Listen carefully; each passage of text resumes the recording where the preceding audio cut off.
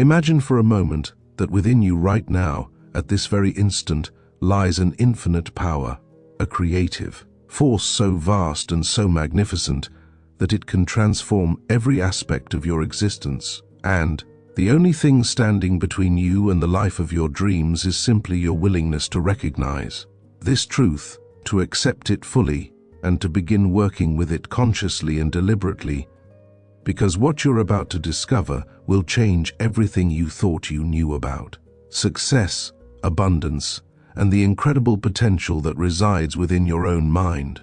This isn't just another self-help message or motivational speech. This is a doorway to understanding the fundamental nature of reality itself and how you, as a conscious being, participate in the ongoing creation of your experience moment by moment, thought by thought, belief by belief. Get ready to embark on the most important journey of your life, a journey that will take you from wherever you are right now to heights of achievement, abundance, and fulfillment you may have never thought possible. Ernest Holmes presents us with a revolutionary understanding of how the universe operates and how we, as thinking beings, participate in the grand creative process that shapes our reality. At the heart of this teaching is a profound and life-altering truth. We live in a universe governed by law, a mental and spiritual law that responds to our thoughts, beliefs, and convictions with absolute precision and without judgment. This isn't mysticism or wishful thinking. This is the recognition of a fundamental principle that has been understood by great thinkers, spiritual teachers, and successful individuals throughout history. The creative mind, as Holmes calls it, is the infinite intelligence that permeates all of existence, and our individual minds are not separate from this greater mind but are actually extensions of it, expressions of it, localized points of consciousness through which the infinite experiences itself and creates anew. When we begin to grasp this concept, really let it sink into our awareness, we start to see that success isn't something we have to chase, struggle for, or somehow earn through endless effort and strain. Success is actually our natural state, our birthright, the inevitable result of aligning our thinking with the creative power that flows through us.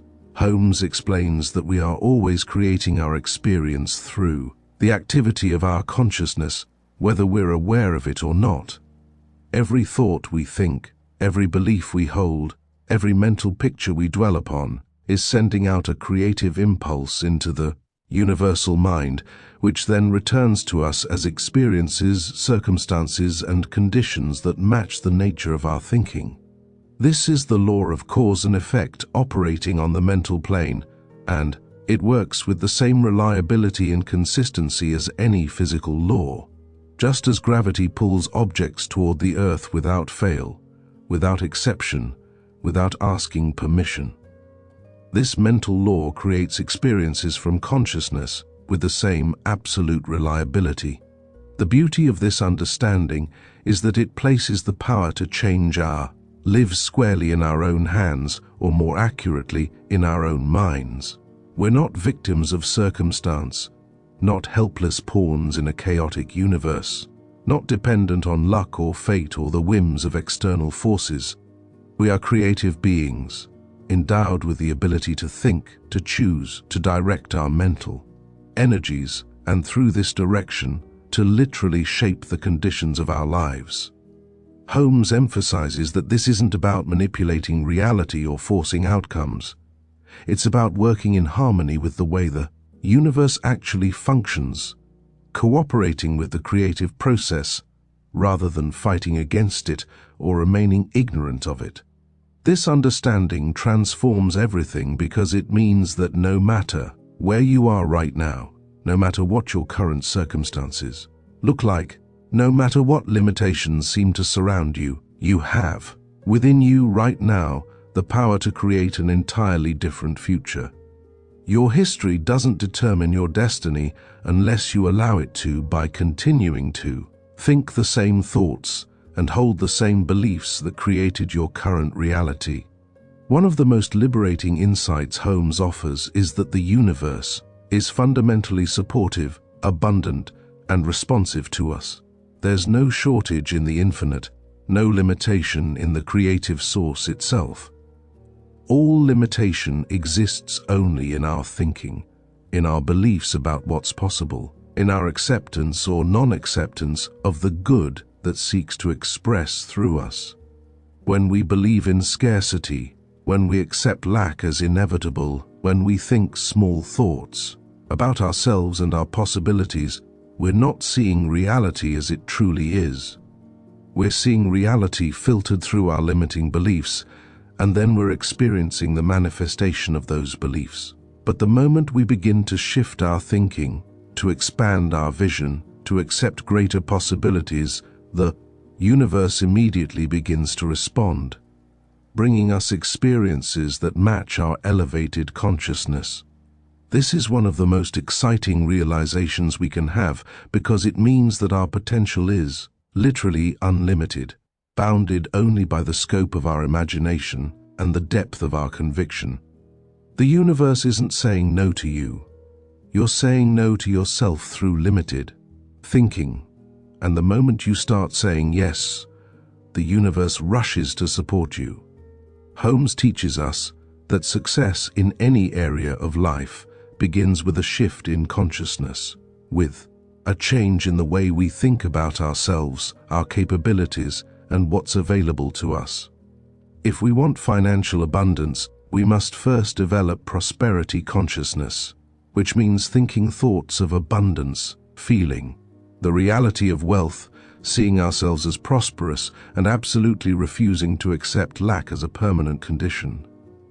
If we want fulfilling relationships, we must cultivate love consciousness, radiating warmth and appreciation, seeing the good in others and believing in our worthiness to be loved. If we want vibrant health, we must maintain wellness consciousness, affirming the perfection of our bodies, visualizing ourselves in radiant vitality, and rejecting all beliefs in inevitable decline or disease. In every case, the outer condition follows the inner conviction. The manifestation reflects the consciousness that produces it. This principle is so powerful, so consistently reliable, that once you truly understand it and begin applying it, you'll wonder how you ever lived without this knowledge. You'll look back on your life before this understanding, realize that you were creating unconsciously, that you were manifesting by default rather than by design, and you'll be amazed at how much power you were giving away to circumstances, to other people's opinions, to fear and doubt. Now, this doesn't mean that we simply think positive thoughts and expect miracles while remaining passive. Holmes is very clear that we must combine our mental work with intelligent action, with practical steps, with genuine effort in the direction of our goals. But here's the crucial difference. When our actions are aligned with elevated consciousness, when we're working from a foundation of belief and expectancy rather than doubt and fear, our efforts become extraordinarily effective. Doors open that were previously closed, opportunities appear that we couldn't have predicted, and we find ourselves guided toward the right people, places, and circumstances with remarkable synchronicity. This is the creative mind working through us, arranging the elements of our experience in ways that support our dominant mental states. You've probably experienced this at some point in your life. Those times when everything just seemed to flow, when the right opportunities came, at the right time, when you felt carried along by a current of good fortune. That wasn't luck. That was consciousness creating reality according to law. And the beautiful truth is that you can learn to live in that flow consistently, not just occasionally. By mastering the principles Holmes teaches and making them the foundation of your daily practice. The practice Holmes recommends is essentially a spiritual one, though it has profoundly practical applications. We begin each day by reminding ourselves of our true nature, recognizing that we are expressions of infinite intelligence and creative power. We take time to clearly define what we desire, not with desperate longing, but with calm certainty, as if we're simply acknowledging what already exists in potential form. We picture ourselves already in possession of our good, already experiencing the success we seek, already living the life that resonates with our deepest aspirations. We feel the emotions associated with this fulfilled state, we give thanks for it, and we absolutely refuse to entertain thoughts or beliefs that contradict this vision. Then we release our mental work to the law, trusting that the creative process is now underway, and we go about our day with confidence and expectancy, taking whatever actions feel inspired and appropriate. This practice, done consistently and with genuine conviction, becomes one of the most powerful tools we have for transforming our lives completely.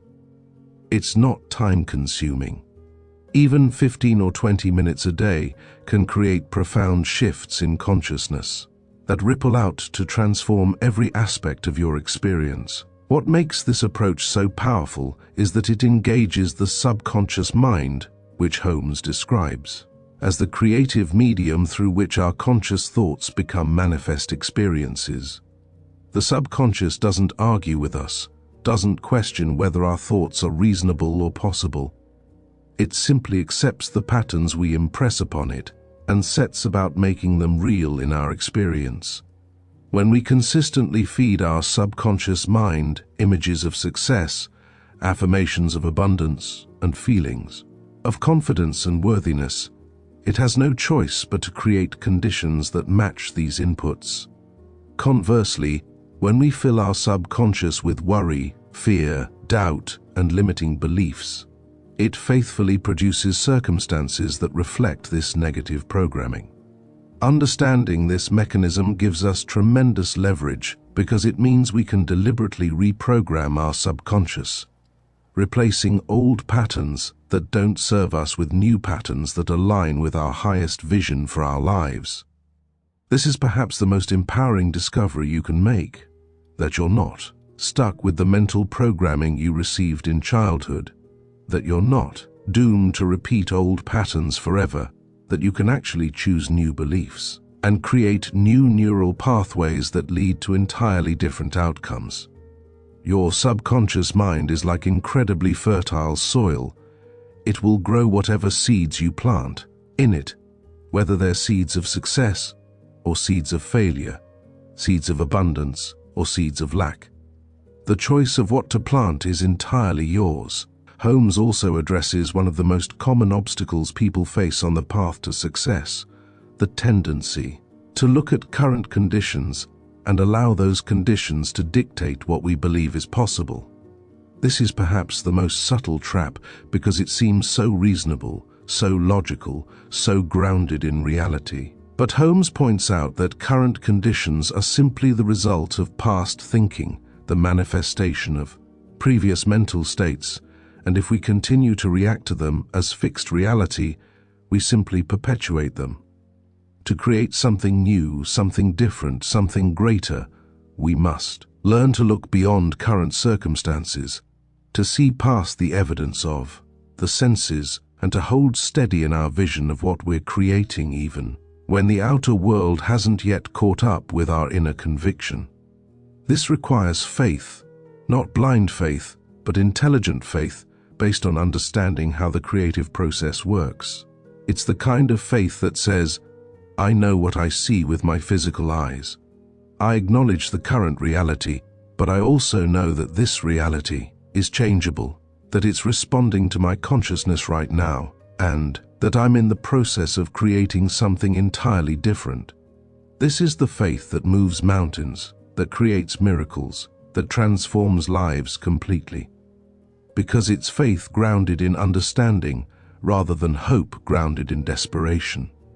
The concept of treatment, which Holmes explains in detail, is a specific mental practice designed to shift consciousness and set creative forces in motion. A treatment isn't a prayer in the traditional sense.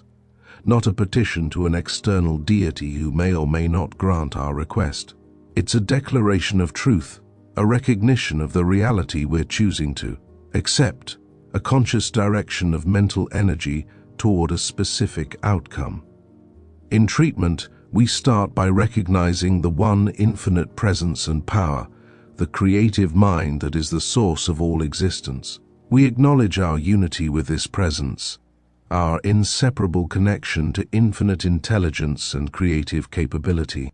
We clearly state what we're accepting as true for ourselves right now, not as something we hope will happen someday, but as a present reality in consciousness. We deny any beliefs or appearances that contradict this truth, refusing the mental space and emotional energy. We give thanks for the manifestation we're accepting, feeling genuine gratitude as if it's already accomplished.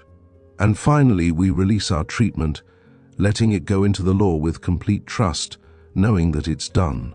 This process might take 5 minutes or 20 minutes, but in that time, we're literally reprogramming our consciousness, shifting our mental position, and setting in motion forces that will reshape our experience. The power of treatment lies not in the specific words used, but in the consciousness behind the words, in the genuine acceptance of the truth we're declaring.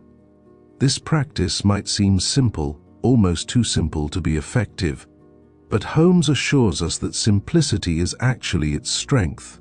We don't need complicated rituals or esoteric techniques. We need clarity, conviction, and consistency.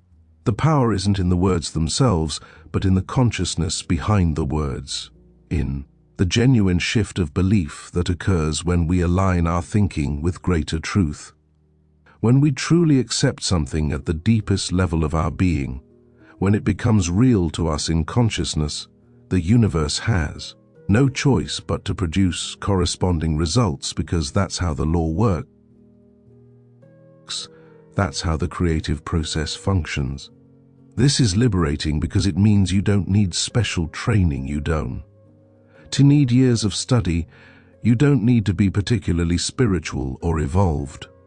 You simply need to understand the principle and apply it, and the law will work for you just as reliably as it works for anyone else.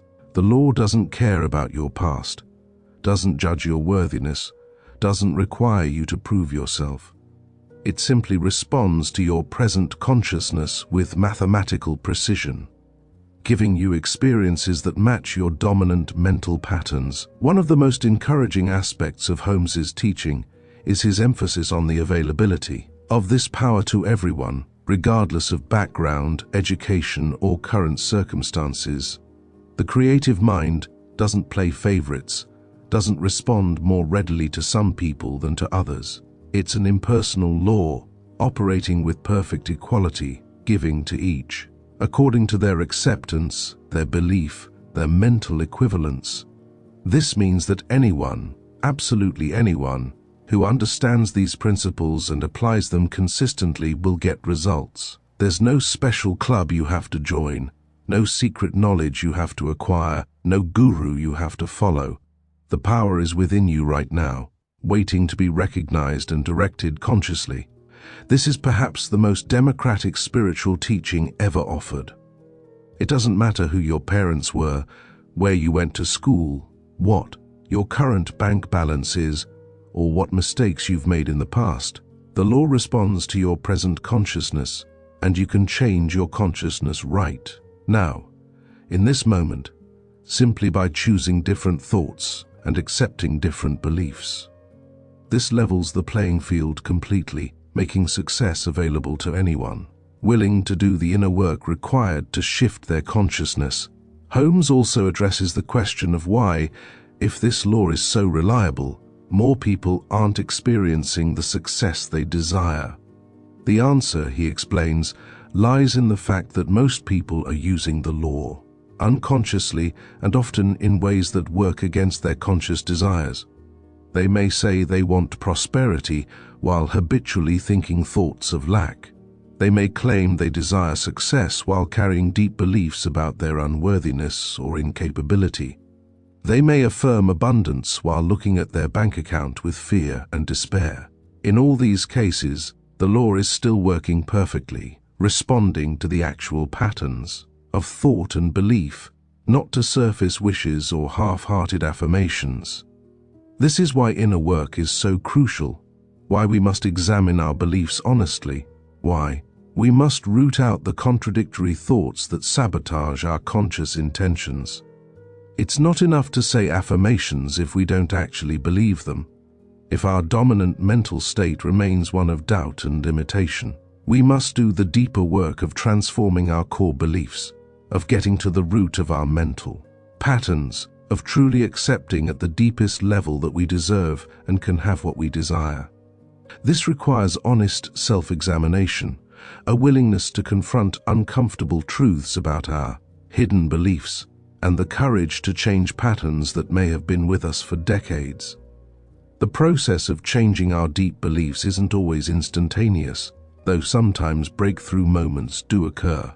More often, it's a gradual reprogramming, a consistent choosing of thoughts that support our vision, a persistent return to our affirmations and visualizations even when doubt arises. Holmes encourages us to be patient with ourselves in this process, to understand that we're essentially learning a new language, the language of creative consciousness, and like any language, it takes practice to become fluent.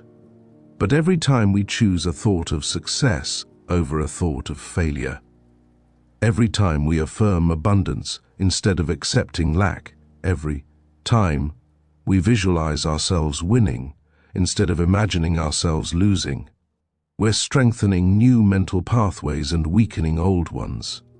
Eventually, the new patterns become dominant and success becomes our natural, automatic expectation. This is when life truly transforms, when we've done enough inner work that prosperity, consciousness becomes our default setting, when we automatically expect good things to happen, when opportunities and abundance just seem to flow to us naturally because we've aligned our entire being with the creative process. This transformation doesn't happen overnight, but it does happen inevitably for anyone who persists in the practice, who remains committed to the vision, who refuses to give up just because results don't come as quickly as hoped. Another powerful principle Holmes discusses is the importance of definiteness, of being clear and specific about what we want. The creative mind can only respond to the patterns we give it, and vague, wishy-washy thinking produces vague, unsatisfying results. If we want to earn more money, we should have a specific figure in mind. If we want a new opportunity, we should be clear about what kind of opportunity we're seeking. If we want to improve a relationship, we should envision exactly how we want that relationship to feel and function. This definiteness isn't about being rigid or closed to greater possibilities. It's about giving the creative process a clear template to work with. The universe can always give us something even better than we imagined, but it needs a starting point, a direction, a mental equivalent to begin the creative work. Many people fail to manifest their desires simply because they're not clear about what they actually want. They have a vague sense that they want things to be better, but they haven't defined what better means specifically, and so the universe can't deliver a clear result. Think of it this way: if you walked into a restaurant and told the waiter you wanted something to eat but couldn't specify what, how could they bring you what you want? The universe operates on the same principle. It needs clear instructions from your consciousness in order to deliver clear results in your experience. Holmes reminds us that we're always demonstrating something, always creating our experience through the law, whether consciously or unconsciously. The question isn't whether the law works. The question is what we're using it to create. When we become conscious of this power and begin directing it deliberately, we step into our role as co-creators with the infinite, as conscious participants in the evolution of our own lives and potentially in the upliftment of all humanity. Because as we succeed, As we demonstrate the power of creative consciousness in our own experience, we naturally become examples and inspirations to others. We show them what's possible, we spark their own awakening, we contribute to the collective consciousness in positive and life-affirming ways. This is why your success matters not just for you but for everyone whose life you touch. When you demonstrate prosperity, you give others permission to prosper. When you demonstrate health, you inspire others to believe in their own healing. When you demonstrate joy and fulfillment, you show others that these states are possible and available. Your success becomes a gift to the world, a light that helps others find their way out of limitation and into the abundant life that's their birthright. Never underestimate the ripple effect of your personal transformation. When you change, everyone around you is affected, and the positive energy you generate spreads far beyond what you can see or measure. The relationship between thought and manifestation isn't always immediately apparent, and this can be discouraging for people new to this understanding. We might do our mental work, affirm our good, visualize our success, and then wonder why nothing seems to be happening. Holmes addresses this by explaining that there's often a gestation period, a time during which the creative forces are working beneath the surface, arranging circumstances, preparing conditions, bringing together the elements needed for our manifestation. Just as a seed planted in the ground doesn't produce a visible plant, immediately our mental seeds take time to grow into visible results. The key is to maintain our faith during this invisible stage, to continue our mental work without wavering, to resist the temptation to dig up our seeds to see if they're growing. We must trust the process, trust the law, trust that what we've planted in consciousness is already growing and will appear at exactly the right time. This patience, this trust, this persistence in the face of no immediate evidence is one of the marks of someone who truly understands how the creative process works. Impatience is really just a form of doubt, a subtle way of saying, I don't really believe this is going to work, and that doubt can interfere with manifestation.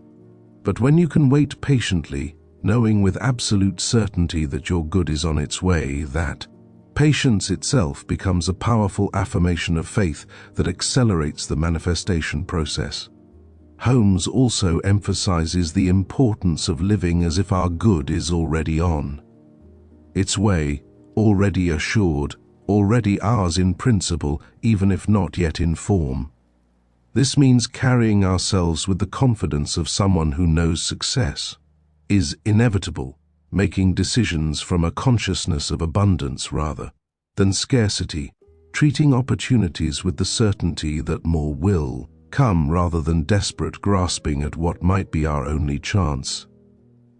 This attitude actually accelerates our manifestations because it demonstrates genuine belief, and the universe always responds to the energy of genuine belief. When we truly believe something is ours, when we feel it in our bones, when it's real to us at the deepest level, it must manifest because that's the law. This is why people who act as if they're already successful tend to become successful, not because they're faking it or being inauthentic, but because they're embodying the consciousness of success, and that consciousness inevitably produces corresponding results. There's a huge difference between acting as if from a place of genuine conviction versus pretending from a place of doubt. The former is powerful because it's aligned with true belief. The latter is ineffective because it's rooted in the very lack consciousness it's trying to overcome. The creative process Holmes describes isn't limited to material success, though that's often what people focus on initially. This same principle works for healing, for relationships, for creative expression, for spiritual growth, for any area of life where we desire improvement or expansion. The key is always the same: recognize the infinite power within you, be clear about what you're accepting as true, align your thoughts and feelings with this truth, and let the law do its work. Whether you want to heal your body, attract your ideal partner, launch a successful business, write a best-selling book, or simply experience more joy and peace in your daily life, the method is identical because it's based on a universal principle that applies to all aspects of experience. This universality is beautiful because it means you only need to learn one fundamental skill, the skill of directing your consciousness, and you can apply that skill to transform every area of your life. You don't need different techniques for different goals, different practices for different outcomes. You simply need to understand how consciousness creates reality and then apply that. Understanding consistently in whatever area you're focusing on at the moment.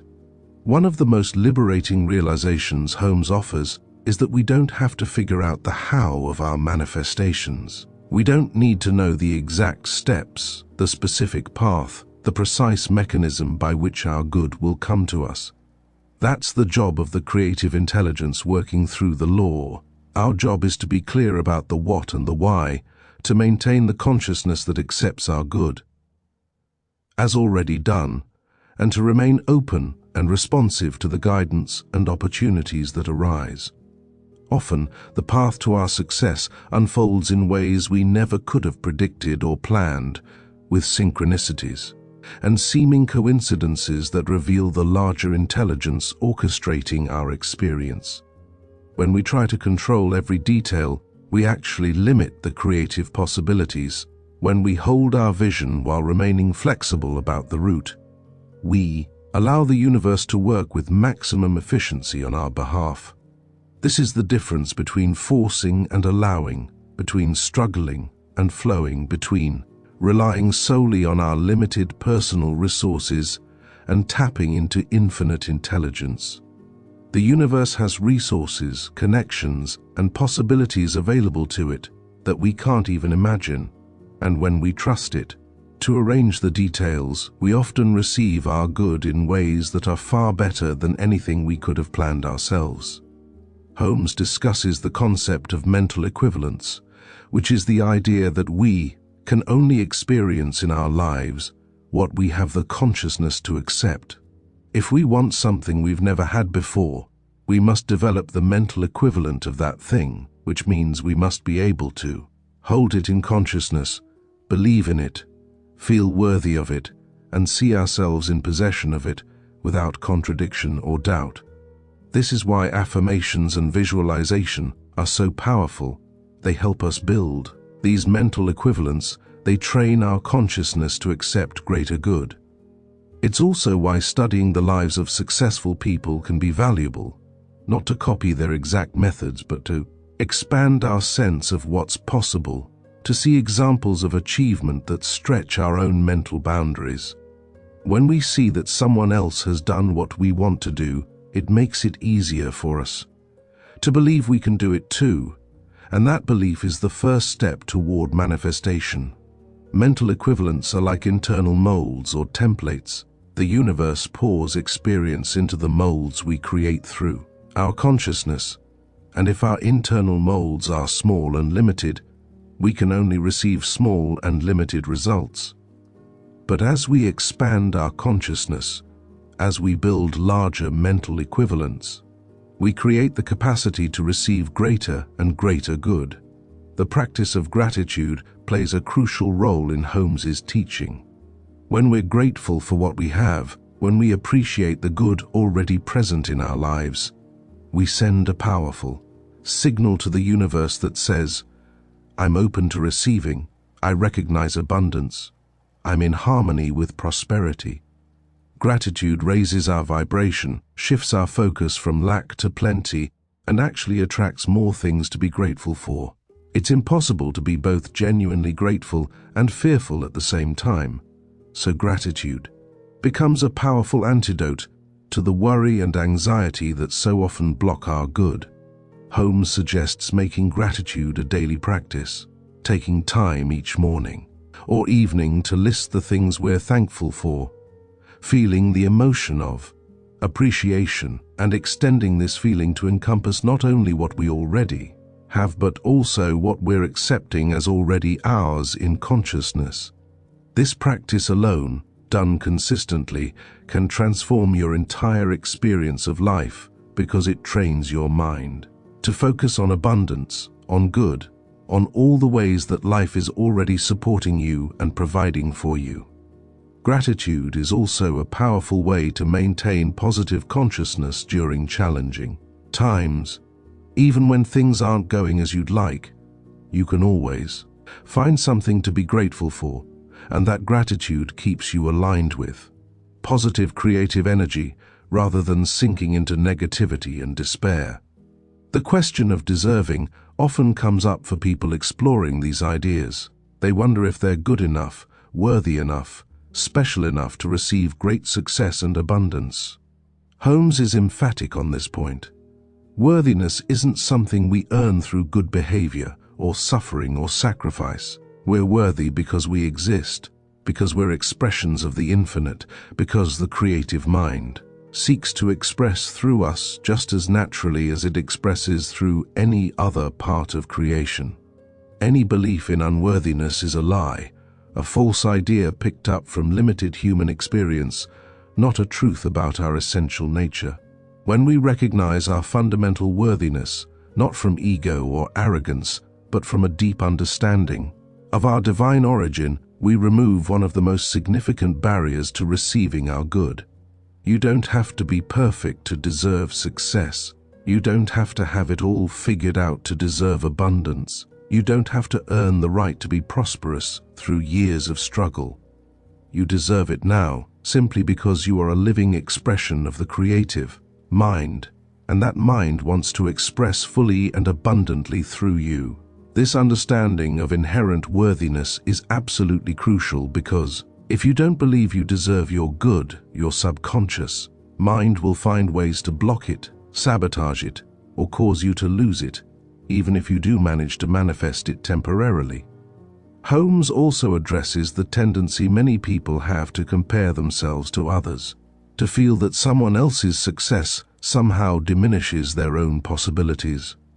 This reflects a misunderstanding of how the creative process works. The universe isn't a limited pie where someone else getting a slice means less for you.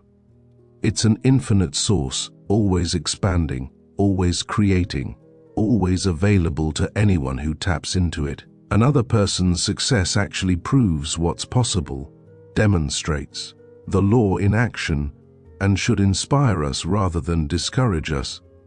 When we celebrate others' victories, when we genuinely rejoice in their good fortune, we align ourselves with the consciousness of abundance and actually attract similar success into our own lives. Jealousy and resentment, on the other hand, close us off from our good, lock us into lack consciousness, and repel the very things we desire. This is one of the most important shifts we can make in our thinking. From seeing life as a competition where resources are scarce and we must fight for our share, to seeing life as an abundant flow where there's more than enough for everyone and another person's gain doesn't mean our loss. When you can truly celebrate others' success, when you can feel genuine joy at their good fortune, you know you've made this shift and your own success will accelerate dramatically. The practice of affirmation is central to Holmes's method, and he provides detailed guidance on how to make affirmations effective. An affirmation isn't just positive thinking or wishful hoping. It's a definite statement of truth that we're accepting into our consciousness. Effective affirmations are stated in the present tense, as if the desired condition already exists. They're positive rather than negative, describing what we want rather than what we don't want. They're personal and specific, tailored to our individual desires and circumstances. And they're repeated with feeling and conviction, not mechanically but with genuine emotion and belief. The repetition isn't because the universe needs to hear the same thing multiple times. It's because we need to hear it. We need to saturate our consciousness with the truth we're affirming until it becomes our default belief system. When you affirm, do it with passion, with certainty, with the full force of your conviction behind the words. Feel what you're affirming. See it. Believe it so completely that doubt has no room to exist. An affirmation spoken half-heartedly, with doubt in your heart, is far less powerful than an affirmation spoken with absolute conviction and feeling. The words themselves have power, but the consciousness behind the words is what makes them truly effective. Holmes explains that the mind is essentially neutral, capable of creating either success or failure, abundance or lack, health or illness, depending on the patterns we impress upon it. This is why it's so crucial to become conscious of our habitual thinking, to pay attention to the mental conversations we have with ourselves throughout the day. Are we constantly criticizing ourselves, replaying our failures, imagining worst-case scenarios? Or are we encouraging ourselves, acknowledging our progress, visualizing positive outcomes? The mind will create from whatever material we give it, so we must become discriminating, selective, choosing thoughts that support our vision and rejecting those that undermine it. This isn't about suppressing negative thoughts or pretending problems don't exist.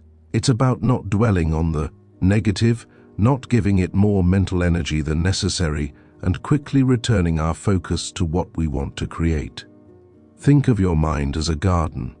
You wouldn't plant weeds and then wonder why you're not getting beautiful flowers. In the same way, you can't plant negative thoughts and expect positive results. You must tend your mental garden carefully, planting only the seeds you want to see grow, pulling out the weeds of negative thinking before they can take root and multiply. This vigilance becomes easier with practice until eventually positive thinking becomes your natural default, and you catch and correct negative thoughts almost automatically. The concept of demonstration is important in this teaching. A demonstration is when something we've been working on mentally manifests in our physical experience. When the invisible becomes visible, when our consciousness produces tangible results. Holmes encourages us to start with smaller demonstrations, to build our faith and confidence through successes we can accept relatively easily, and then to progressively attempt larger demonstrations as our understanding and conviction grow. This isn't because the law works differently with small things versus large things. From the perspective of infinite, creative power, there's no difference between manifesting a parking space and manifesting $1 million.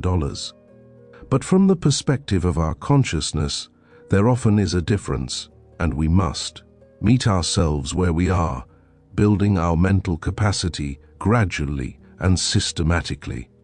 Each successful demonstration strengthens your faith, expands your sense of what's possible, and makes it easier to accept even greater good.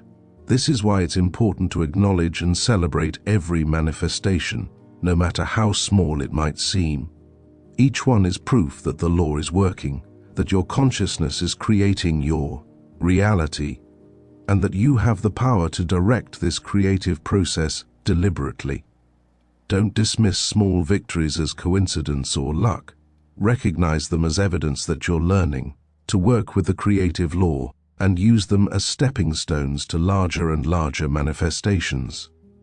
Holmes is also clear that this teaching isn't about getting the universe to give us what we want through some kind of cosmic manipulation. It's about aligning ourselves with the natural flow of good that's always seeking expression through us. The universe isn't withholding anything from us. We're the ones blocking our good through limited thinking, false beliefs, and misuse of our mental faculties. When we clear away these blocks, when we open ourselves to receive, when we accept that abundance is our natural state, the universe rushes in with all the good we've been unconsciously rejecting. This is why the work is primarily inner work, consciousness work, mental and spiritual transformation rather than outer manipulation. You're not trying to force the universe to give you something it doesn't want to give. You're simply removing the barriers you've placed between yourself and the good that's already trying to reach you. That It's always been trying to reach you. That will continue trying to reach you until you finally open up and let it in. The universe wants you to succeed, wants you to prosper, wants you to thrive and express your full potential. It's on your side, always has been, always will be. The only resistance to your good comes from your own consciousness, from your own beliefs and thoughts, and when you change those, the floodgates open. The role of expectation in the creative process cannot be overstated. Holmes emphasizes that we tend to get what we expect to get, not what we wish for or hope for, but what we genuinely expect at a deep level. If we expect lack, if we anticipate struggle, if we brace ourselves for disappointment, we're setting up patterns that will produce exactly those results. But when we cultivate genuine expectation of good, when we anticipate success, when we expect things to work out in our favor, we're working with the law and in the most powerful way possible. This doesn't mean being unrealistic or ignoring genuine challenges. It means maintaining an underlying confidence that solutions exist, that we have access to whatever we need, that the universe is fundamentally supportive of our well-being and success. Your expectations are incredibly powerful because they're not just wishes or desires. They're the filter through which you interpret every experience, the lens through which you see reality, and ultimately the pattern according to which your subconscious mind creates your life. When you truly expect success, you notice opportunities that others miss. You persist longer in the face of obstacles, you attract supportive people and circumstances, and you create the very results you expected. Expectation is like a magnet, drawing to you experiences that match what you genuinely anticipate will happen. Holmes also discusses the importance of persistence and consistency in mental practice. Just as physical fitness requires regular exercise, mental and spiritual fitness requires consistent practice. We can't do our mental work sporadically, affirming abundance one day and accepting lack the next, visualizing success this week and dwelling on failure next week, and expect reliable results. The law responds to our dominant mental states, to the patterns we consistently maintain, to the consciousness we habitually embody. This is why daily practice is so valuable. Not because we have to convince the universe to help us, but because we need to train our own minds, reprogram our own beliefs, and establish new defaults that align with our desires. The good news is that as this practice becomes habitual, it requires less conscious effort. Eventually, success consciousness becomes our natural state, and we no longer have to work at maintaining it. It becomes who we are, how we naturally think, our automatic response to any situation. This is the goal, not to have to constantly work at maintaining positive thoughts, but to transform our consciousness so completely that positive, successful, abundant thinking is simply our natural way of being. One of the most profound aspects of Holmes's teaching is the idea that we're never working alone, never relying solely on our limited personal power. When we align ourselves with the creative mind, when we work in harmony with universal law, we tap into an intelligence and power far greater than our individual selves. This is why seemingly miraculous results become possible, why doors open that we couldn't have opened through personal effort alone, why solutions appear that we never could have thought of on our own. We're not separate, isolated beings struggling against an indifferent universe. We're expressions of infinite consciousness itself, and when we recognize this truth and live from it, we become channels for miracles. Think about this for a moment. The same creative intelligence that formed galaxies, that orchestrates the seasons, that grows a mighty oak from a tiny acorn, that heals wounds and maintains the perfect balance of nature. That same intelligence is flowing through you right now, available to you, ready to work on your behalf the moment you align your consciousness with it. This isn't arrogance. It's recognition of your true nature and your rightful place in the creative order of the universe. Holmes reminds us that every person who has ever achieved great success, whether they understood these principles consciously or not, has done so by working with this creative law. The principles are always operating, whether we know about them or not, just as gravity works whether we understand physics or not. But when we do understand how the law works, when we apply these principles, consciously and deliberately, we accelerate our progress dramatically. We stop wasting energy on approaches that contradict the law. We stop inadvertently sabotaging ourselves through negative thinking. We start working with the grain of the universe rather than against it, and success becomes natural, almost inevitable. Look at any person you consider truly successful, and you'll find that they possess certain mental qualities. They believe in themselves. They expect good outcomes. They persist in the face of obstacles. They maintain a vision of what they want to create. They take inspired action, and they don't let temporary setbacks convince them to give up on their dreams. These aren't personality traits they were born with. These are mental habits they developed, either consciously or unconsciously, and they're habits you can develop too through consistent practice of the principles Holmes teaches.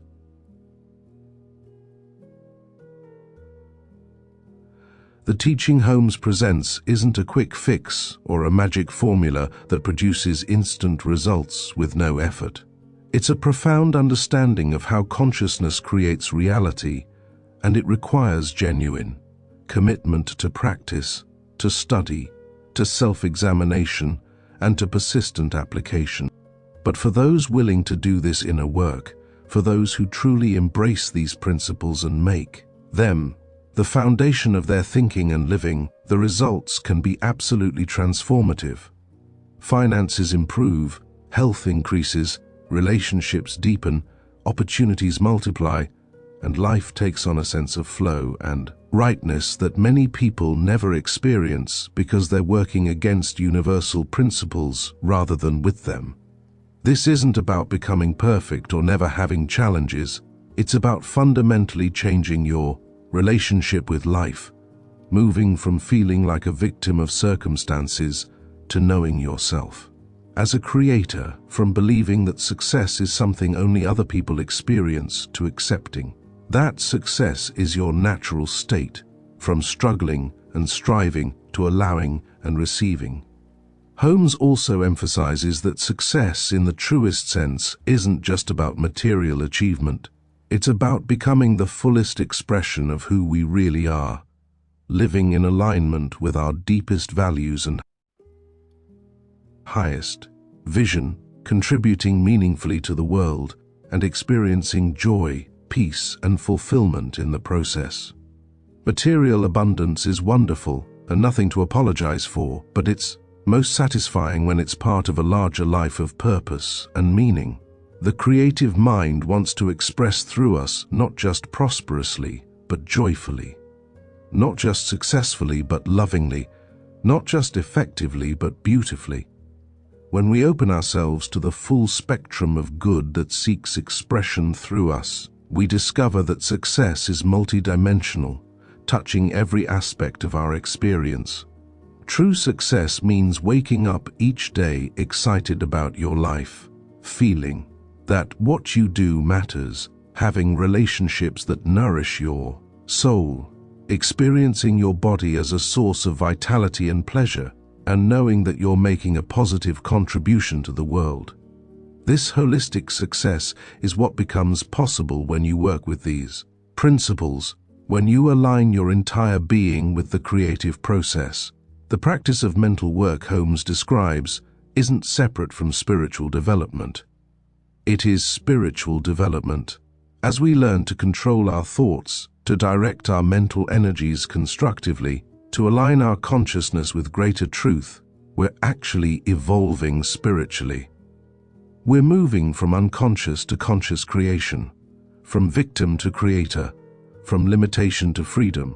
This is the path of awakening that spiritual traditions have pointed to throughout history, presented here in language and concepts that are practical and accessible to modern seekers. Holmes bridges the mystical and the practical, showing us how eternal, spiritual truths can be applied to everyday concerns and challenges. You don't have to retreat to a monastery or renounce the world to be spiritual. You can be deeply spiritual while being wildly successful, abundantly prosperous, and fully engaged with life. In fact, demonstrating the power of creative consciousness through tangible success is itself a spiritual practice, a way of honoring the infinite intelligence that lives through you. Another key insight Holmes offers is that we must learn to work with ourselves as we are, not as we wish we were. Many people sabotage their success by constantly judging themselves for not being further along, for not having it all figured out, for still experiencing doubt or fear or limiting thoughts. But Holmes encourages us to be gentle with ourselves, to recognize that transformation is a process, and to celebrate every step of progress, rather than focusing on how far we still have to go. When you notice yourself thinking a limiting thought, don't beat yourself up about it.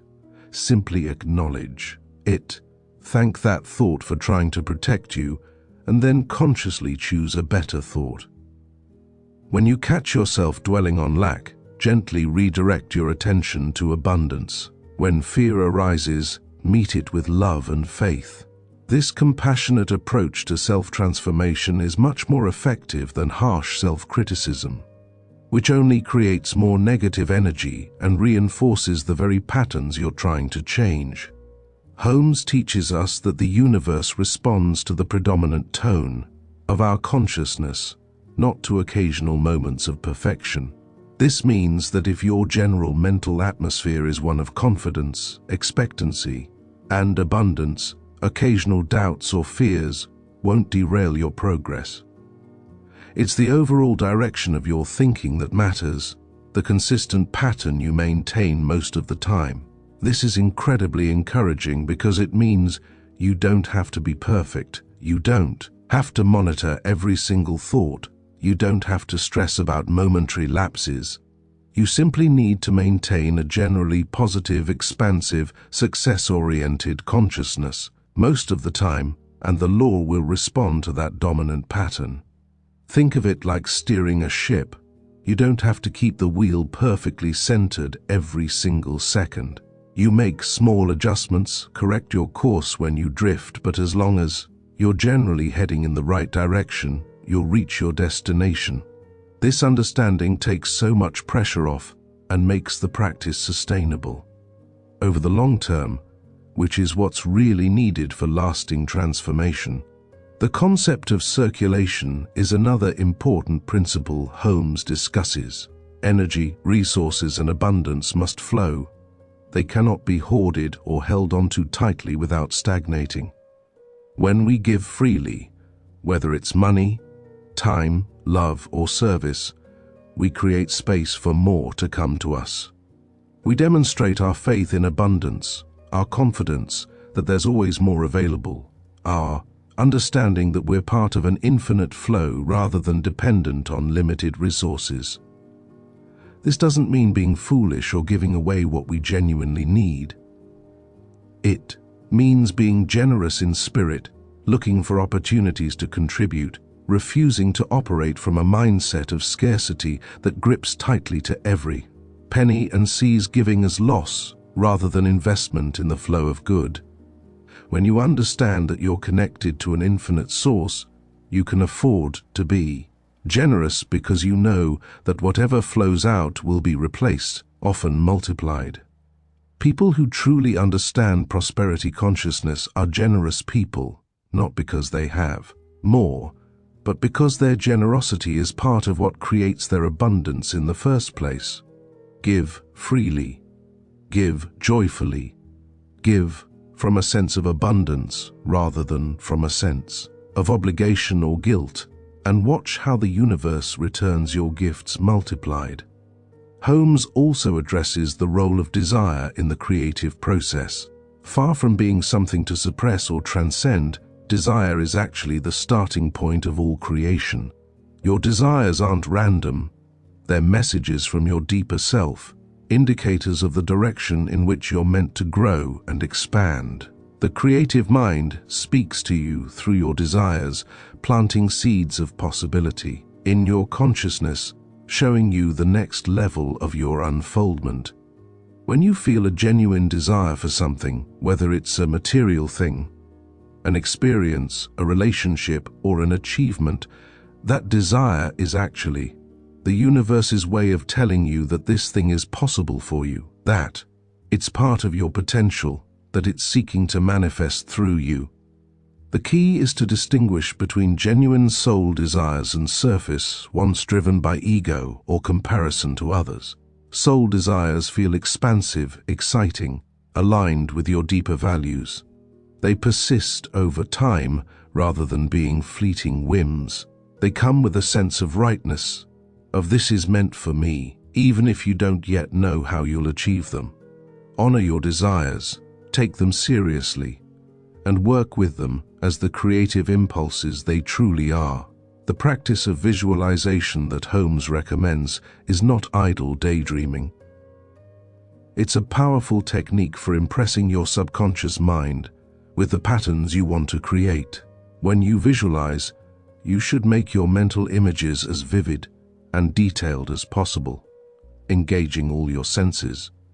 See the colors, hear the sounds, feel the textures, smell the scents, taste the flavors of your desired reality. The more real you can make it in your imagination, the more powerfully you're programming your subconscious, and the more quickly the law can bring your vision into manifestation. Spend time each day in this creative visualization, not straining or forcing, but relaxing into it, enjoying it, making it a pleasant experience that you look forward to. This isn't work in the traditional sense. It's creative play, mental rehearsal, consciousness expansion. And the more you do it, the more natural it becomes, and the more you'll notice your outer reality beginning to match your inner vision. Athletes use this technique to improve their performance, and research has shown that mental rehearsal can be almost as effective as physical practice.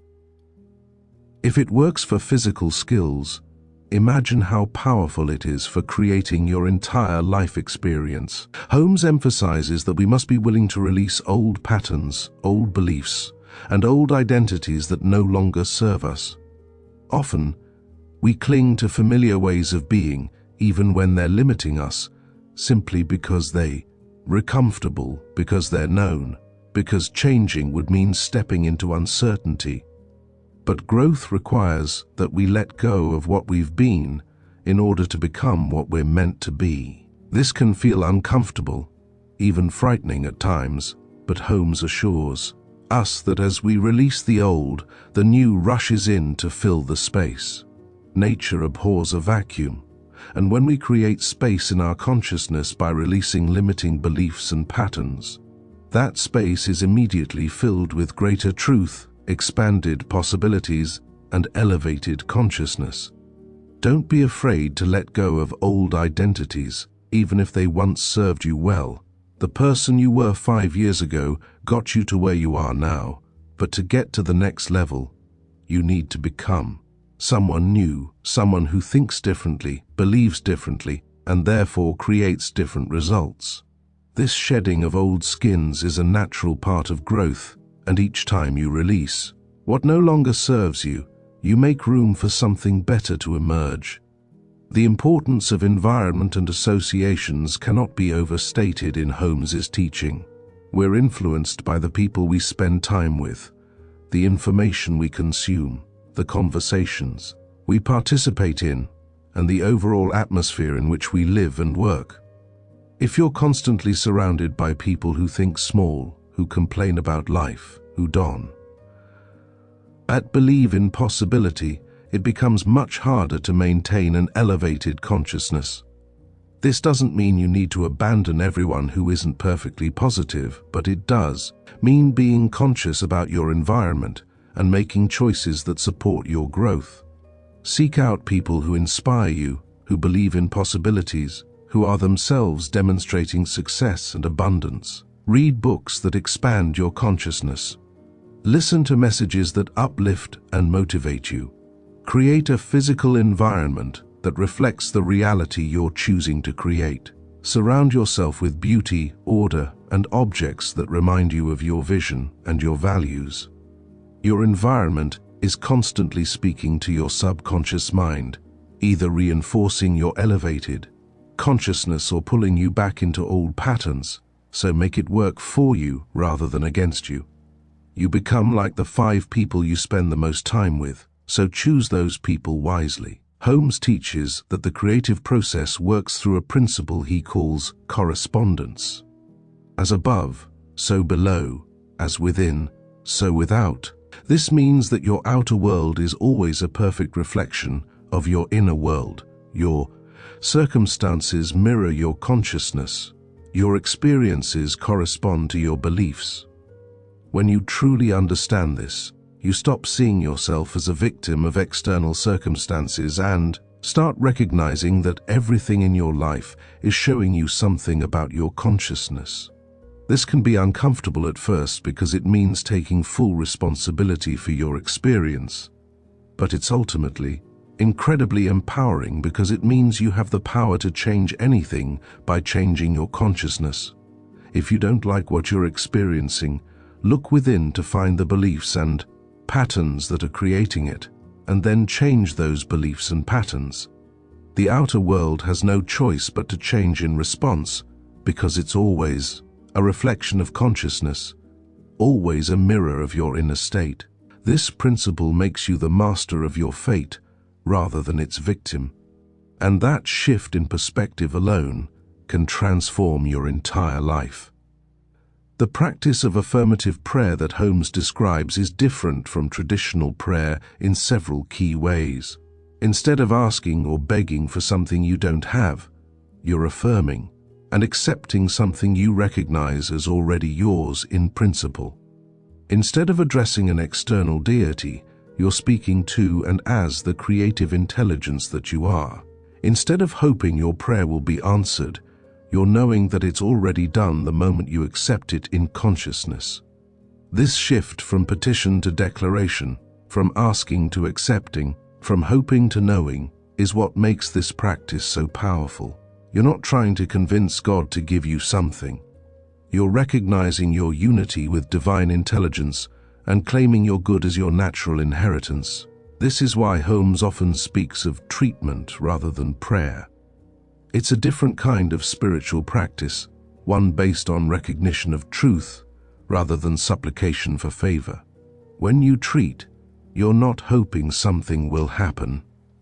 You're accepting that it's already happening, already done in consciousness, already on its way to manifestation in form. Another principle Holmes emphasizes is the importance of acting as if your desire is already fulfilled, even while you're still in the process of manifesting it. This doesn't mean being inauthentic or pretending you have something you don't. It means embodying the consciousness, the feeling, the energy of someone who already has what you desire. How would you think if you already had your desire? How would you feel? How would you carry yourself? What decisions would you make? What actions would you take? When you begin living from that place, you accelerate the manifestation process tremendously because you're no longer sending mixed signals to the universe. You're consistently aligning with the reality you're creating, and the outer world must eventually conform to that consistent inner position. This is the essence of faith. Not hoping something might happen someday, but living as if it's already true because you know that in consciousness. In the realm of infinite potential, it is already true, and it's only a matter of time before it manifests in form. This kind of acting as if is powerful because it's not pretense. It's recognition of a deeper truth that exists beyond the evidence of the physical senses. Holmes also addresses the common concern about whether focusing on our own desires is selfish or spiritually immature. He makes it clear that there's nothing unspiritual about wanting abundance, success, health, and happiness. The universe is abundant by nature, and your prosperity doesn't diminish anyone else's. In fact, the more you prosper, the more you have to give, the more you can contribute, the more you can be a blessing to others. Poverty serves no one. It doesn't make you more spiritual. It doesn't help anyone else. It doesn't honor the creative intelligence that wants to express abundantly through you. The most selfish thing you can do is remain small, limited, and unable to contribute fully because you've accepted lack as your reality. When you prosper, when you succeed, when you thrive, you become an example, an inspiration, and a resource to others. You demonstrate what's possible. You have more to give. You fulfill your purpose more completely. So pursue your desires with joy and without guilt, knowing that your success is a gift not just to yourself, but to everyone whose life you touch. Your abundance creates opportunities for others. Your success inspires others to reach higher, and your prosperity allows you to be a force for good in the world. The concept of divine ideas is central to Holmes's understanding of how creativity and inspiration work. He teaches that within the infinite mind, there exist perfect ideas for every situation, solutions to every problem, answers to every question. When we quiet our personal minds, when we stop trying to figure everything out through limited human reasoning, when we open ourselves to receive guidance from the infinite intelligence within us, these divine ideas can flow through us. This is where true genius comes from, where breakthrough innovations originate, where inspired solutions appear. You don't have to know how to solve every problem through your own limited knowledge. You just need to stay connected to the infinite intelligence that knows everything and let it guide you. This happens through intuition, through hunches, through sudden insights, through ideas that seem to come from nowhere. Learn to trust these promptings, to follow these intuitive nudges, because they often the universe showing you the fastest, easiest path to what you desire. Many of the greatest inventions, discoveries, and creative works have come through this channel of divine inspiration, and it's available to you, just as it was available to every genius who ever lived. Holmes emphasizes that the law of mind is always working, always creating, never resting. Every moment of every day, you're thinking thoughts, holding beliefs, and generating feelings, and all of this mental activity is creating your experience. This is why it's so important to become conscious of your mental habits, to notice what you're thinking about throughout the day, to observe the stories you tell yourself about who you are and what's possible for you.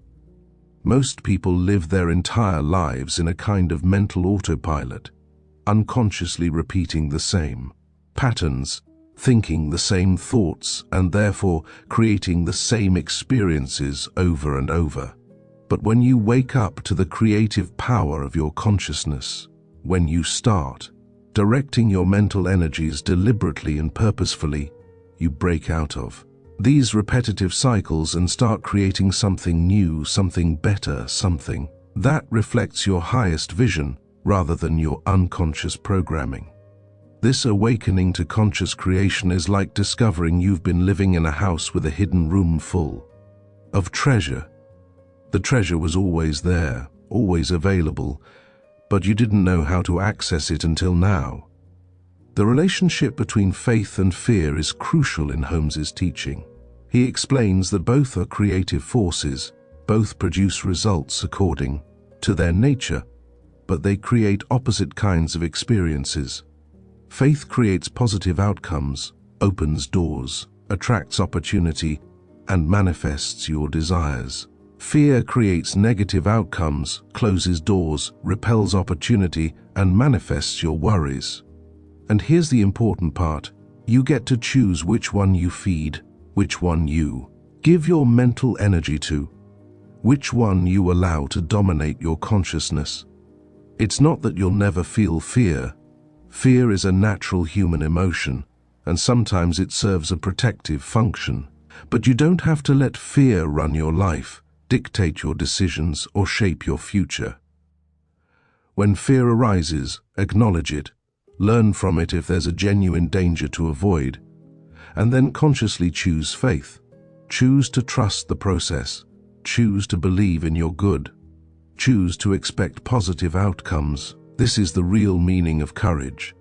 Not the absence of fear, but the decision to act in faith despite fear.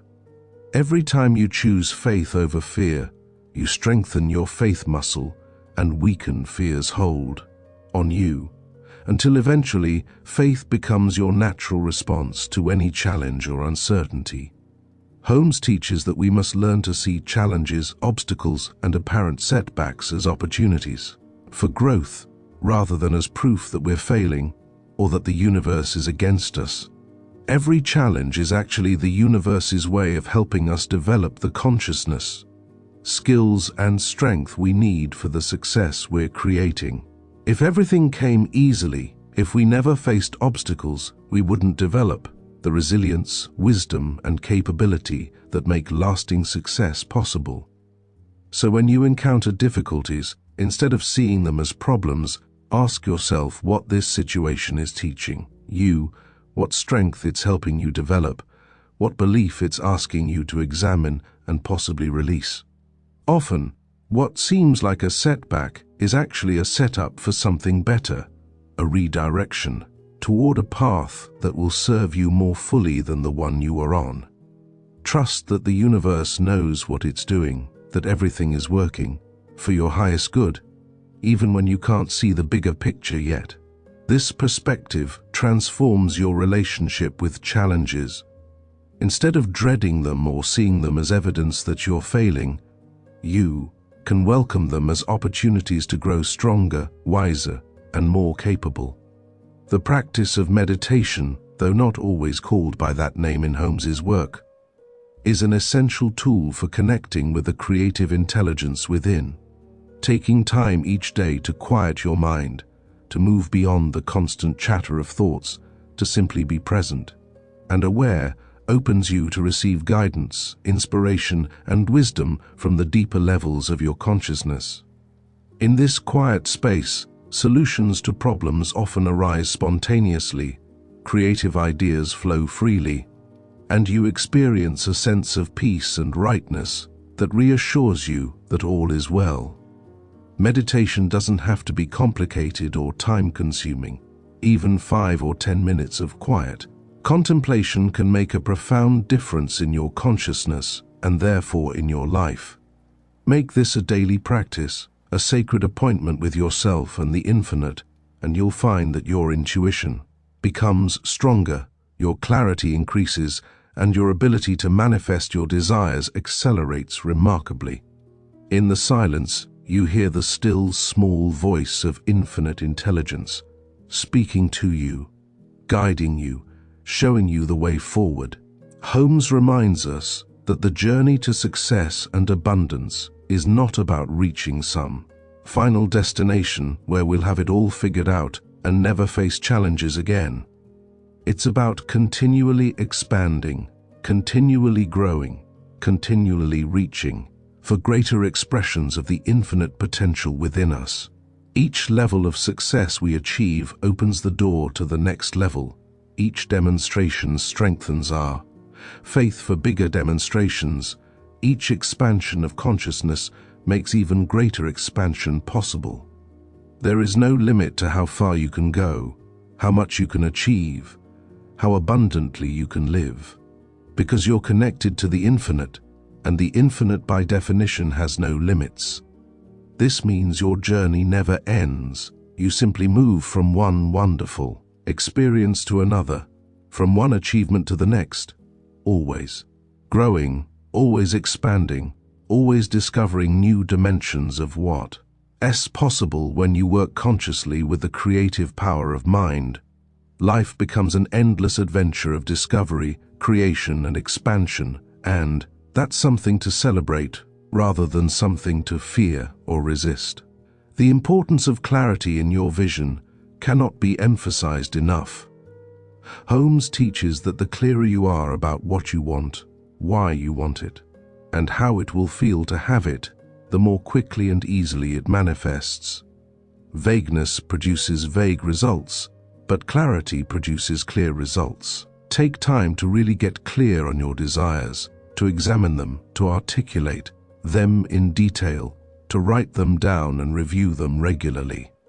The more specific your vision, the more powerfully your subconscious mind can work on bringing it into being, and the more easily you'll recognize the opportunities and guidance that lead you toward your goal.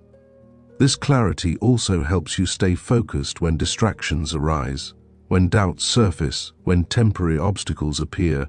You can return to your clear vision, reconnect with why it matters to you, and renew your commitment to seeing it through to manifestation. Clarity is like a laser beam, focused, concentrated, powerful. Vagueness is like a weak flashlight, diffused, scattered, ineffective. Choose clarity, and watch how much faster your manifestations come. Holmes also speaks to the importance of assuming responsibility for your consciousness. No one else can think for you, believe for you, or accept your good for you. This is your work, your practice, your journey. While teachers and teachings can guide you, while friends and supporters can encourage you, ultimately you're the one who must do the inner work, make the mental shifts, and maintain the consciousness that creates your reality. This is empowering because it means you don't need anyone's permission to succeed. You don't need anyone's approval to prosper.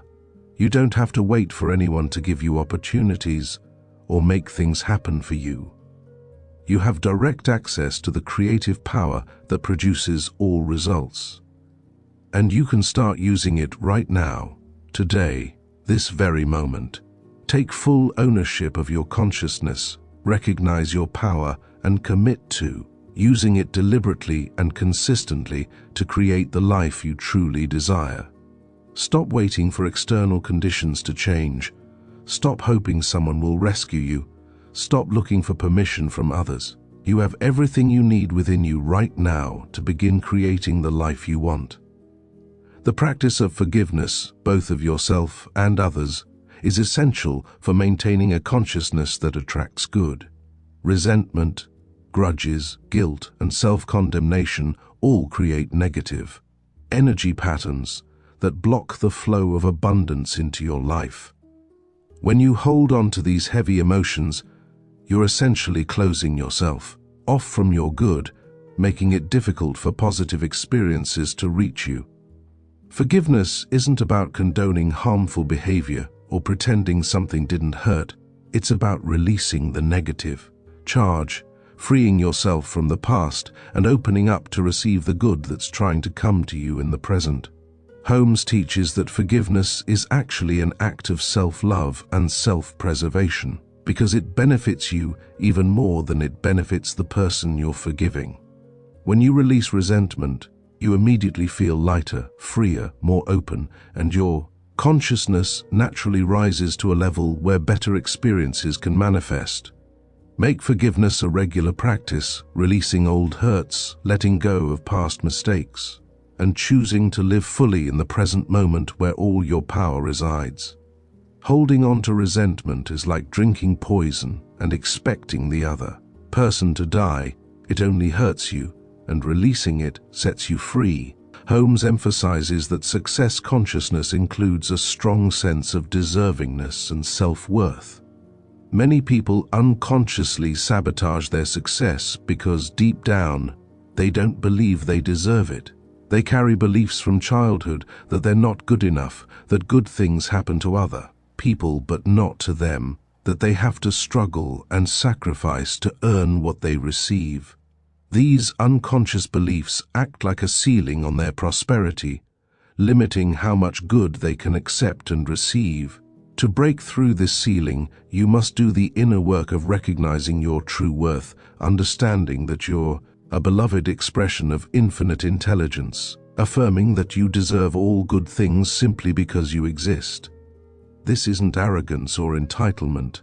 It's recognition of your spiritual identity and your rightful place in the abundant universe. When you truly know your worth, when you deeply believe you deserve success and abundance, you remove one of the most powerful blocks to receiving your good, and manifestation becomes almost effortless.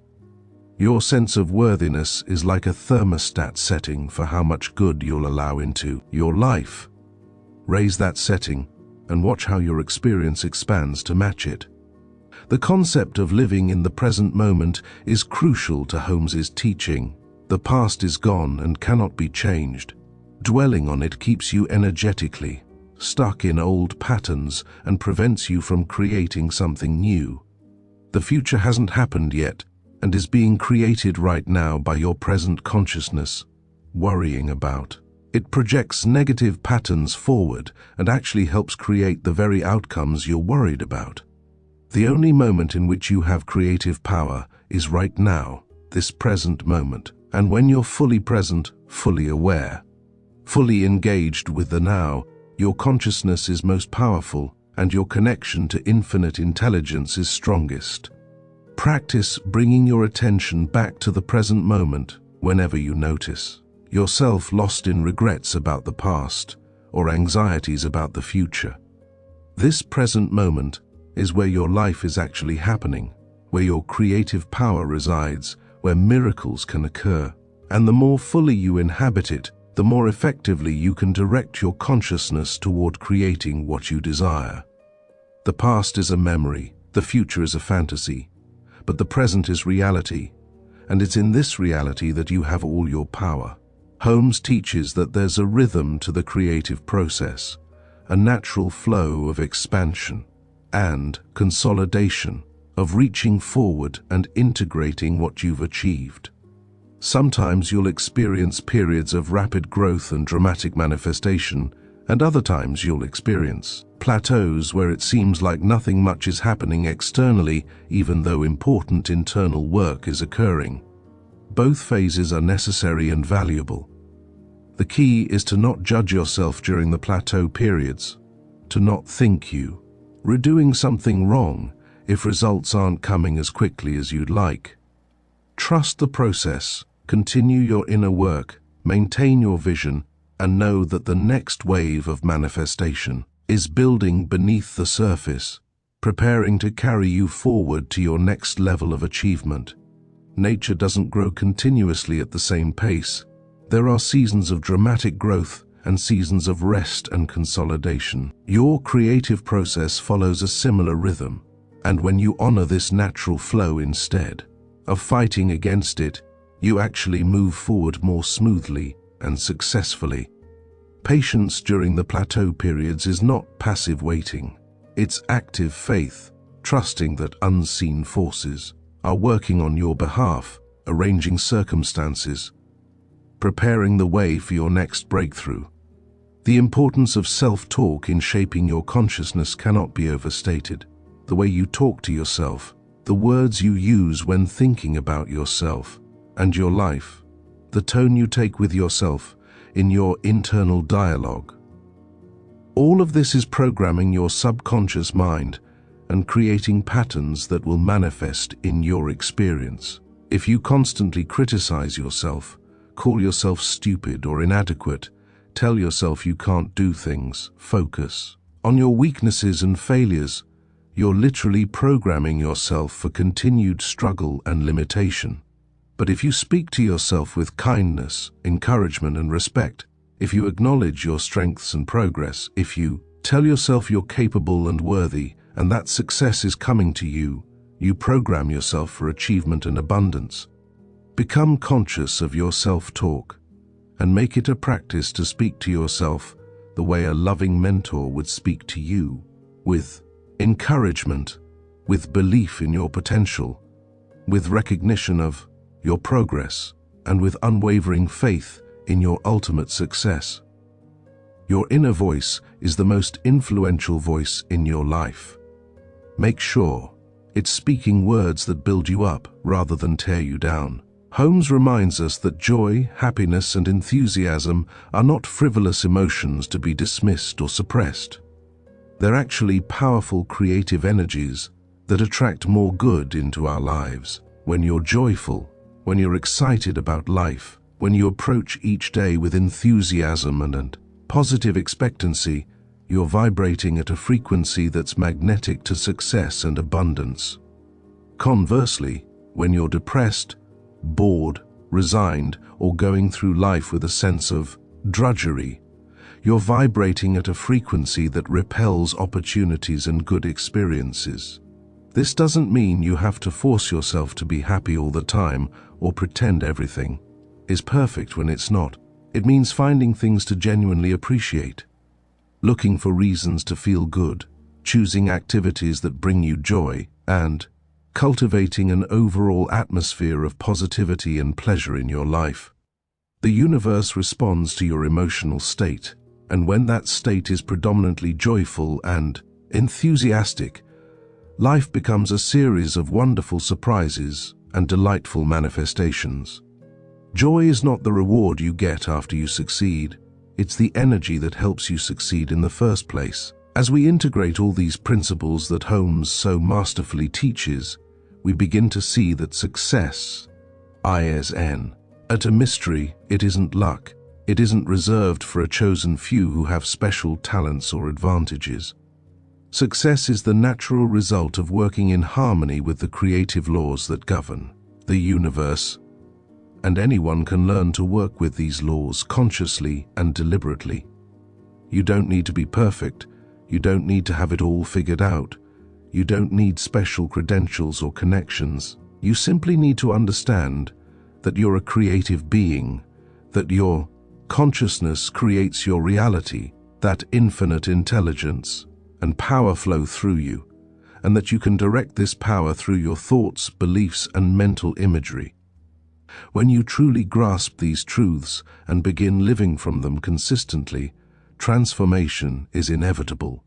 Success becomes natural, and life unfolds in ways that continually surprise and delight you. The principles are simple, but their application is profound, and the results can be life-changing beyond anything you've ever imagined. Holmes's ultimate message is one of tremendous hope and empowerment. No matter where you are right now, no matter what your current circumstances look like, no matter what mistakes you've made or opportunities you've missed, you have within you right now the power to create an entirely different future. Your past does not determine your future unless you allow it to by dwelling on it and carrying its limiting beliefs forward. You can make a decision right now to change your thinking, to elevate your consciousness, to align yourself with greater truth, and from this moment forward, your life can take a completely different trajectory. The creative law doesn't care about your history. It only responds to your present consciousness. This means every moment is a fresh start, a new beginning, an opportunity to choose thoughts that will create the life you truly desire. This is perhaps the most liberating truth in all of Holmes's teaching, that you're never stuck, never doomed, never limited by anything except your own acceptance of limitation, and you can change that acceptance at any time. Right now, in this very moment, you can decide to think differently, believe differently, and therefore create differently. The power of decision is something Holmes emphasizes throughout his teaching. When you make a firm decision, when you commit fully to a course of action or a desired outcome, you set powerful forces in motion. A real decision isn't just a wish or a hope. It's a definite commitment that closes the door on all other possibilities and focuses all your energy in one direction. When you truly decide, not just wish or hope, but really decide, the universe responds to that clarity and commitment by opening pathways, arranging circumstances, and bringing you opportunities that align with your decision. Indecision, on the other hand, scatters your energy, confuses your subconscious mind, and makes it difficult for the law to produce clear results. Make decisions firmly and confidently. trusting that the intelligence within you is guiding your choices, and then commit fully to following through. The moment of decision is often the moment when transformation begins, because decision represents a shift in consciousness from maybe to definitely, from hoping to knowing, from wishing to claiming. Holmes teaches that our relationship with money and material things reveals much about our consciousness and can be a powerful tool for spiritual growth. Money is simply energy, a symbol of exchange, and our beliefs about it, our feelings toward it, and our patterns around it all reflect our deeper beliefs about abundance, worthiness, and the nature of the universe. If we see money as scarce, hard to get, and something to be anxiously hoarded, we create that experience. If we see money as abundant, easily flowing, and something to be graciously received and freely circulated, we create that experience instead. Holmes encourages us to develop a healthy, balanced relationship with money, appreciating it as a useful tool, enjoying it without being enslaved by it, using it to enhance our lives and the lives of others, and always remembering that our true source is the infinite intelligence and abundance of the universe, not any external circumstance or bank account. When you understand that money is just one form of the abundance that's always available to you, you stop giving it undue power in your life. And paradoxically, that's often when it begins to flow to you more freely. The practice of tithing or systematic giving is something Holmes discusses as a way of affirming abundance consciousness and keeping the flow of good circulating in your life. When you give a portion of your income or resources, not from a sense of obligation, but from a genuine desire to contribute and a deep knowing that more is always coming to you, you're making a powerful statement to your subconscious mind about the nature of reality. You're saying, I am abundant, I am connected to an infinite source, and I can afford to give because I know there's always more where this came from. This kind of giving activates the law of circulation and often results in receiving far more than you give, though that shouldn't be your motivation for giving. Give because it feels good, because you want to contribute, because you're grateful for what you have, and trust that the universe will take care of you abundantly. Those who give freely tend to receive freely, while those who grasp tightly tend to experience lack, not because the universe is punishing them, but because their consciousness of scarcity creates that experience. Holmes also addresses the importance of having definite goals and writing them down. There's something powerful about putting your desires into words on paper. It clarifies your thinking, makes your vision tangible, and creates a reference point you can return to again and again. When you write down your goals, be specific, be positive, and write them in the present tense as if they're already accomplished. Include not just what you want, but how you'll feel when you have it, what it will mean to you, how it will enhance your life and allow you to contribute more fully. Review your written goals regularly, not obsessively but consistently, reminding yourself of your vision, reconnecting with the feelings associated with its fulfillment, and noting any progress you're making. This practice keeps your goals alive in your consciousness, prevents them from being forgotten in the busyness of daily life, and helps your subconscious mind stay focused on bringing them into manifestation. Goals that remain vague thoughts tend to stay unrealized, while goals that are clearly defined and regularly reviewed tend to manifest, often in surprising and delightful ways. The concept of mental atmosphere is crucial in Holmes's teaching. Just as physical atmosphere surrounds the earth, each of us creates a mental and emotional atmosphere that surrounds us and influences everything we experience. This atmosphere is created by our habitual thoughts, beliefs, and feelings, and it acts like a magnet, attracting experiences that match its vibration. If your mental atmosphere is heavy with worry, fear, and negativity, you'll attract situations and people that reinforce those energies. If your mental atmosphere is light with faith, joy, and optimism, you'll attract situations and people that match that vibration. Cultivating a positive mental atmosphere is one of the most important things you can do to transform your life, and it's something you have complete control over. No one can create your mental atmosphere for you, and no one can force you to maintain a negative one. This is your domain, your responsibility, your creative opportunity.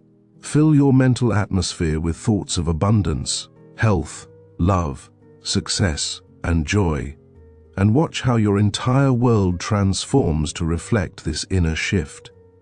Holmes teaches that we must learn to see beyond appearances, to look past the evidence of the physical senses, and to recognize the deeper reality that exists beyond the material world. What we see with our physical eyes is not the ultimate truth. It's the manifestation of consciousness, the outpicturing of beliefs, the visible result of invisible causes. When you're facing a challenge or seeing something in your life that you don't like, remember that what you're seeing is the result of past thinking, not an unchangeable reality. The real work is to change your consciousness, and as you do, the outer picture must eventually change to reflect your new inner state. This is why it's so important not to judge by appearances, not to let current conditions convince you that change is impossible, not to give up on your vision just because you don't yet see physical evidence of its manifestation. Hold to your vision, maintain your faith, keep doing your inner work, and trust that the outer world is responding to your consciousness even when you can't yet see the changes. What you see is not what you're creating. What you believe is what you're creating, and the outer manifestation will catch up with your inner conviction in perfect timing. The role of intention in the creative process is something Holmes emphasizes strongly. Intention is more than just a wish or a desire. It's a focused direction of your will, a commitment of your consciousness, a clear statement to the universe about what you're choosing to create. When you set a clear intention, you're essentially saying, this is what I'm accepting, this is the direction I'm moving, this is the reality I'm choosing, and the universe immediately begins to respond to that clarity.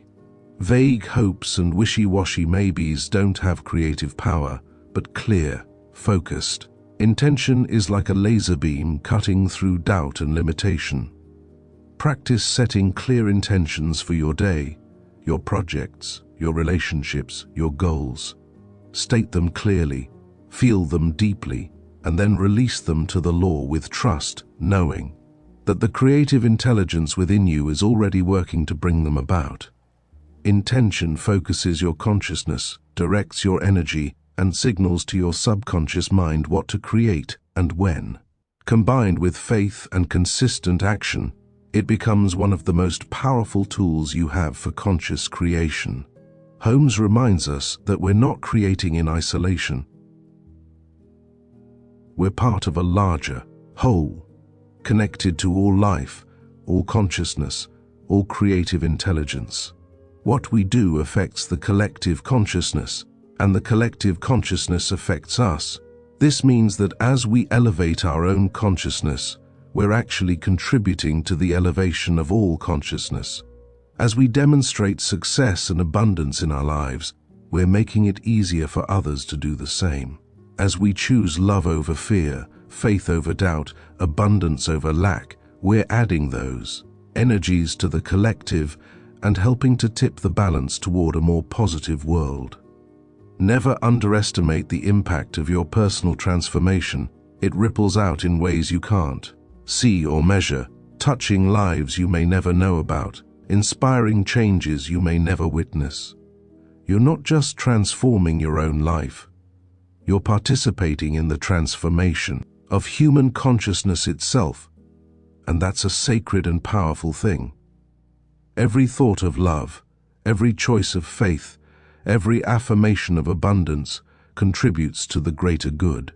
The importance of patience combined with expectancy is a subtle but crucial point in Holmes's teaching. Patience doesn't mean passive waiting. It means actively trusting while the creative forces work behind the scenes. And expectancy doesn't mean anxious hoping. It means calm certainty that your good is on its way.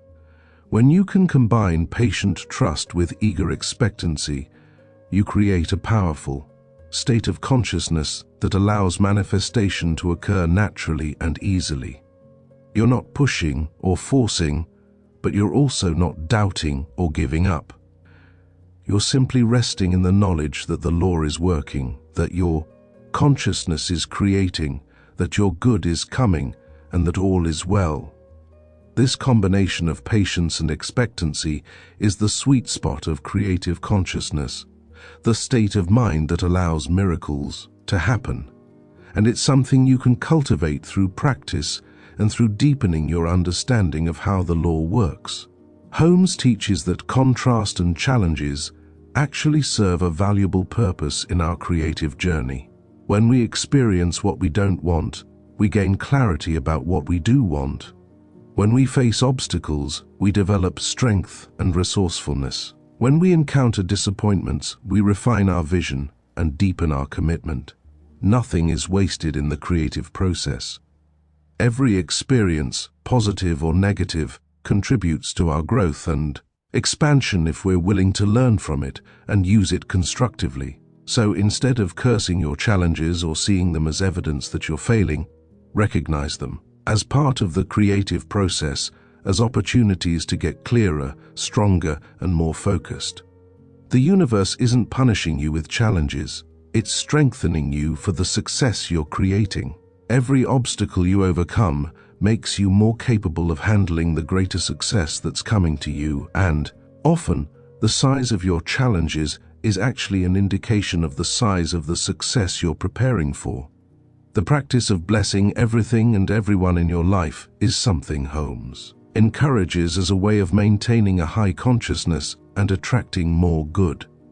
When you bless something, you're sending it positive energy, affirming it's good, and acknowledging the divine presence within or behind it. Bless your challenges, and they transform into opportunities. Bless your lack, and it becomes the space for abundance to enter. Bless the people who annoy you, and your annoyance dissolves. Bless your body, and it responds with greater health. Bless your finances, and they improve.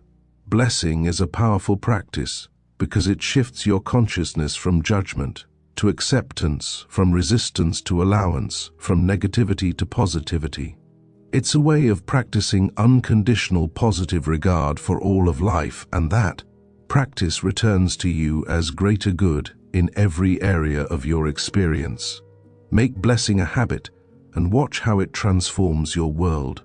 As we move toward the conclusion of this comprehensive exploration of creative mind and success, let's take a moment to really absorb the magnitude of what we've discovered throughout this journey.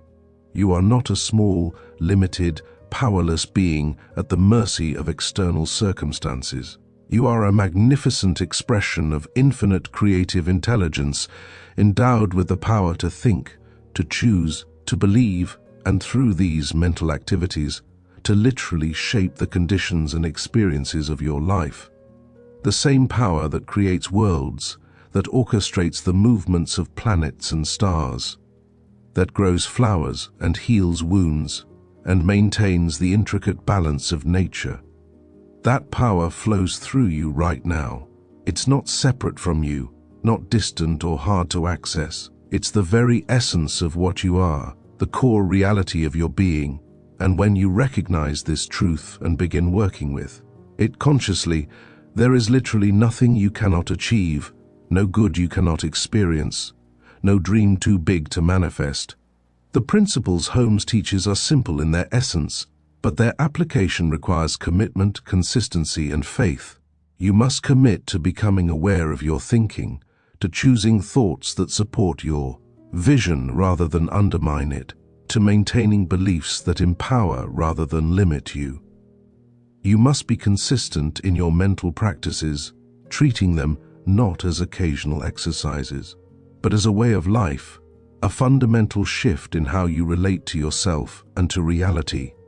And you must have faith, not blind faith, but intelligent faith based on understanding how the creative process works, faith that persists even when outer conditions haven't yet changed, faith that knows you're good, is already yours in consciousness, and must eventually manifest in form. This combination of commitment, consistency, and faith makes you unstoppable, and success becomes not just possible, but inevitable. It's not a matter of if but when, not a question of whether but how magnificently. Remember that every master, every person of great achievement, every individual living a life of abundance and fulfillment has simply learned to work with these principles that Holmes teaches. They may use different language, they may have different techniques, they may come from different traditions, but at the core, they're all doing the same thing, aligning their consciousness with the creative power of mind, maintaining a vision of what they want to create, believing in its manifestation, and taking inspired action. There's no secret knowledge they possess that you can't have. There's no special power they've been given that you don't also have. The playing field is completely level because the law responds equally to everyone according to their consciousness.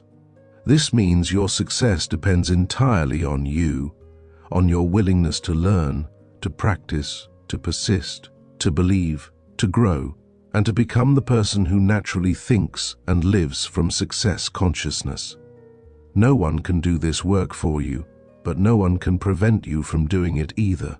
You are the sole creator of your experience, and that's both the responsibility and the gift. The journey ahead of you is exciting beyond measure. As you begin applying these principles consistently, you'll start noticing changes, small at first perhaps, but growing and multiplying over time. Opportunities will appear that weren't there before. People will show up who can help you move forward. Ideas will come to you that solve problems you've been struggling with. Circumstances will shift in your favor in ways that seem almost magical, but are actually the natural result of working with universal law. And with each demonstration, with each successful manifestation, your faith will grow stronger, your vision will expand larger, and your ability to create consciously will become more refined and powerful. This is the beginning of a new life for you, a life lived from the inside out rather than the outside in, a life of conscious creation rather than unconscious reaction, a life that reflects your highest vision rather than your limiting beliefs. The old way of living, where you felt like a victim of circumstances, where you struggled and worried and hoped things would get better, is ending. The new way of living, where you know yourself as a creator, where you work in partnership with infinite intelligence, where you expect good and receive it abundantly, is beginning right now. The transformation that's possible for you through understanding and applying these principles is not just personal, it's also collective. As you transform, as you demonstrate the power of creative consciousness in your own life, you inspire others to awaken to their own power. You become a beacon of possibility, showing by example what happens when someone truly understands and applies these principles. Your success gives others permission to succeed. Your abundance demonstrates that abundance is possible. Your joy shows others that joy is available. Your transformation contributes to the transformation of the world, because consciousness is one, and as you raise your own consciousness, you contribute to raising the consciousness of humanity. This is why your journey matters so much. It's not just about you getting what you want, though that's wonderful and important. It's about you stepping into your power, fulfilling your potential, and becoming the fullest expression of the infinite intelligence that lives as you. It's about you taking your rightful place as a conscious creator, working in partnership with the creative mind to bring more good, more beauty, more love, more abundance into this world. If this message has resonated deeply with you, if you feel the truth of these principles in your soul, if you're ready to step fully into your power as a creative being and begin manifesting the life you've always dreamed of living, then I invite you to take action right now. Hit that like button to show the universe that you're ready to receive more wisdom like this, that you're committed to your growth, that you're saying yes to your transformation. Subscribe to this channel so you never miss insights and teachings that can transform your consciousness and your life, so you can be part of a community of conscious creators who are waking up to their power and stepping into their greatness. Share this with someone you love, someone who's ready to wake up to their creative power, someone who deserves to know that they're not limited by their current circumstances, that they have within them infinite potential, and that success is their birthright. Leave a comment sharing what resonated most with you, what insights you're taking away, what you're committed to creating now that you understand these principles. Together, we're creating a community of conscious creators, people who understand that we're here not just to survive or get by, but to thrive magnificently, to prosper abundantly, to express the fullness of the creative mind through our unique and beautiful lives. Your transformation begins with a single decision, and that decision can be right now in this very moment. Decide now that you're done with struggle, done with limitation, done with accepting less than the magnificent life you're capable of living. Decide now that you're ready to learn these principles, to practice them consistently, to become the person who thinks from success consciousness naturally and automatically. Decide now that you're going to align your thinking with the creative power within you, that you're going to maintain your vision even when outer circumstances haven't yet changed, that you're going to persist in your practice until it becomes your natural way of being.